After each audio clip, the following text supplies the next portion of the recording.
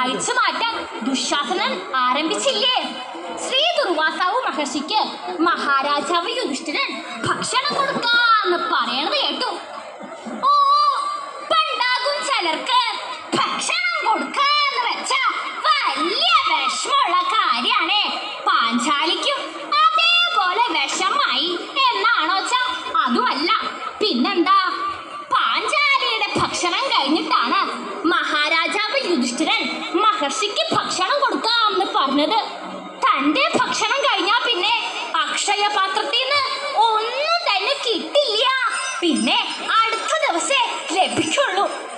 തന്റെ ഭക്ഷണം കഴിഞ്ഞു എന്നറിയാണ്ട് മഹർഷിക്ക് ഭക്ഷണം കൊടുക്കാമെന്ന് പറയുകയും ചെയ്തു.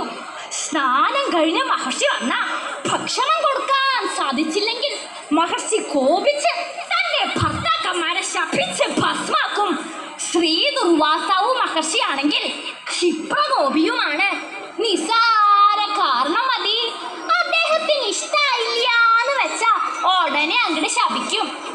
എന്താ, എങ്ങനെയാ ശപിക്കാന്നൊന്നും പറയാൻ പറ്റില്ല. അദ്ദേഹത്തിനപ്പൊ തോന്നണ പോലെ അങ്ങ് ശപിക്കും. അങ്ങനെ തന്റെ ഭർത്താക്കന്മാരെ ശപിച്ച അവർക്ക് ആപത്ത് സംഭവിക്കൂലോന്ന് കരുതിയാണ് പാഞ്ചാലി ചിന്നയായി തീർന്നത്.